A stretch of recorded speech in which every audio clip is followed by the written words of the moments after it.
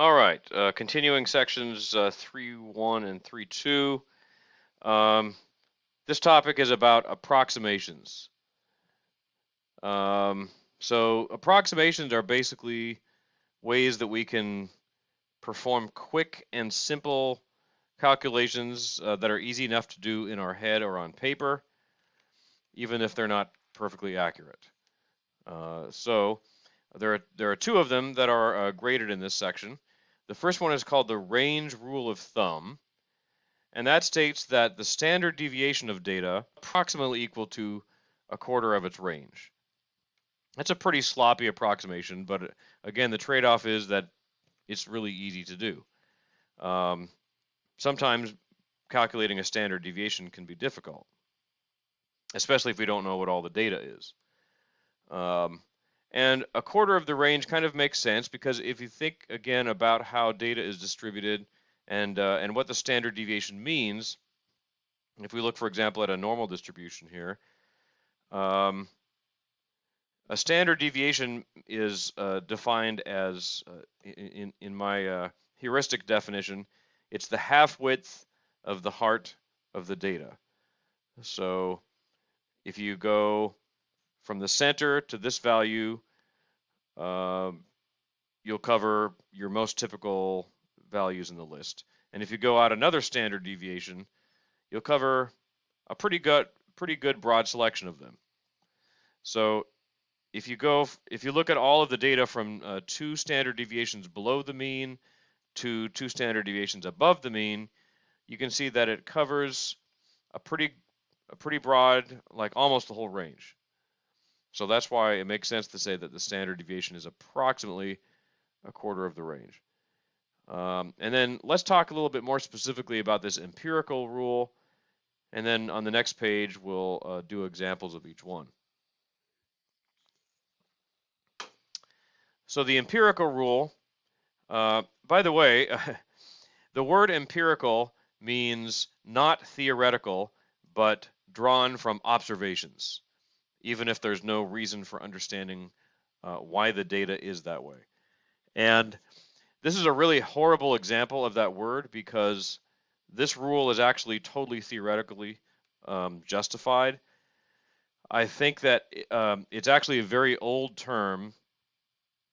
I think that mathematicians discovered this rule empirically before they could justify it mathematically. So that's probably why it was originally called the empirical rule, but it's a terrible name for it now. But anyway, the empirical rule is a good approximation for the distributions of data that are either normal or nearly normal. So this is only going to work for curves that are basically bell-shaped like this. And this is it's a very good topic to present today because it's an early introduction to the relationship between distances and areas, which is going to be a major theme through this whole course. When we look at a graph like this, we see that the scores, remember that the scores range from left to right, horizontally on the x-axis, and the data itself piles up in this two-dimensional shape, and remember that basically area represents probability. So we might be interested in a fundamental question like this one. How much of the data actually lies within one standard deviation of the mean? And we would expect it to be pretty large, right? Because a standard deviation means, by definition, this is where the most important values are. So we would expect a pretty large percentage of the values to be within one standard deviation of the mean. And it turns out, for a normal curve, that percentage can be calculated exactly to be pretty close to 68%. That's a majority. It's a good solid majority. And that's what we would expect. So again, think about area. If you basically colored in this region here, what's colored as red in this diagram, if you kind of imagine this whole region colored in red, that area would cover 68% of this whole area under the curve. Okay, likewise, approximately 95% of the data falls within 2 standard deviations of the mean, and 99.7% lies within 3 standard deviations of the mean.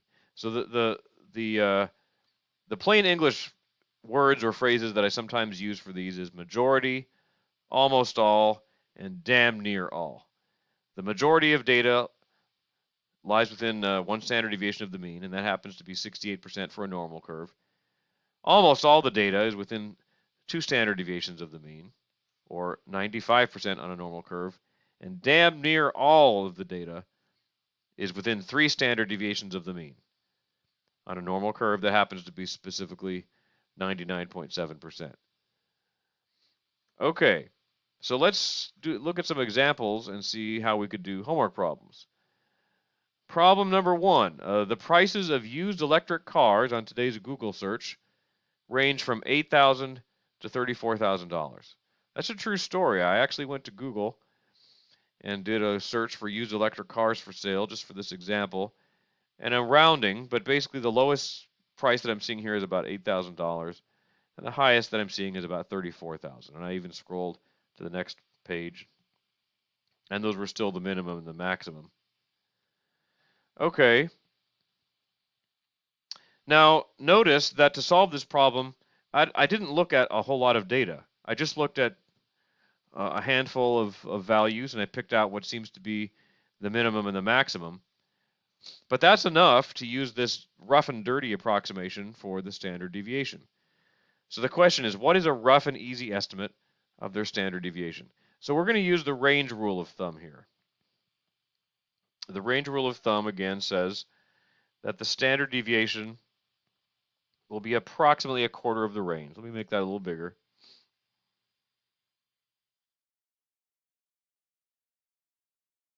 Okay. Okay, so what's the range again?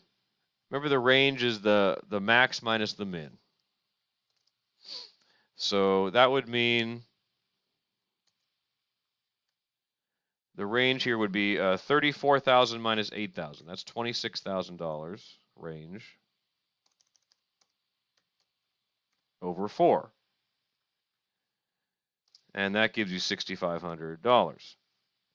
Okay, I'm sure that's not totally precise, but it was really easy to do. And it didn't take me very long. I didn't need to scrutinize a whole bunch of data. So that's good enough to get a pretty rough and dirty and easy estimate for the standard deviation. For purposes of number 2, let's just go ahead and use this estimate because it's the best data that we have, really. So suppose that these prices are normally distributed with a mean of $16,000. Now, I just made that part up, but let's just suppose that that's the case. If it is, approximately what percentage of these cars' prices fall in the range of $3,000 to $29,000? Okay, now in order to answer this question, we need to think in terms of standard deviations above or below the mean. So if we basically come down here and label these different points on the number line, we know that the $16,000 mean belongs in the middle. So let me put that there first. I'll pause and do that here. Okay, so I put $16,000 in the middle. Now, what price would be 1 standard deviation above the mean? Well, let's see. We're assuming that the standard deviation is $6,500. So that means 16,000 plus 6,500, and that would give us 22,500. What price would be 1 standard deviation below the mean? Well, that would be 16,000 minus our 6,500. That would be $9,500. And basically, we could continue that if we continue counting, increasing $6,500. So 2 standard deviations above the mean, we would take our 22,500 and add another 6,500. That would give us 29,000. And to go another standard deviation below the mean, this is $9,500. If we subtract another 6,500, that would put us at $3,000 here. All right, so it's typical to label these values up to 2 or 3 standard deviations away from the mean. That's good practice. Okay, now let's go back to this question again. We're looking for the range of $3,000 to $29,000. Aha, well, what do you know? That just happens to mean from 2 standard deviations below the mean to 2 standard deviations above the mean. What a coincidence, huh? You would think the question was crafted that way. Well, it was. So this is just a clever way of asking, what percentage of the values lie within 2 standard deviations of the mean? And since I've indicated that the prices are assumed to be normally distributed, then this empirical rule applies. And we know that the answer to that would be 95%. That's just what the rule says for all normal distributions. When we do this, by the way, we end up giving the horizontal axis a double label, basically, a double scale, I should say. And this is a super important concept that we're going to see over and over again. So essentially, the numbers down here, which are measured in actual dollars, these are dollar values. That's the original random variable of interest, which we would normally call x. So in that sense, we can call this the x-axis. Okay. And when we're counting, when we're converting these numbers into numbers of standard deviations above the mean, those are called z-scores. And that process is called standardization, by the way. So you can also call them standard scores, but they're usually abbreviated as z-scores. And z-scores, by the way, don't have a unit. They're not measured in dollars because they're basically calculated. We'll see the calculations for this soon. It turned out to be dollars over dollars, and the dollars cancel each other out. And that's important because we should be able to use z-scores for anything, whether the original data is measured in dollars or pounds or grams or light years or anything. Okay, so I just wanted to bring some of these details to your attention, even though they might not be directly tested now. But some of the concepts that we're doing this week, like converting raw scores into z-scores and finding the relationship between z-scores and percentages or areas, are just really, really fundamental for this class. And we're going to be seeing them over and over again. So I kind of want to draw your attention to what's going on when these things first come up.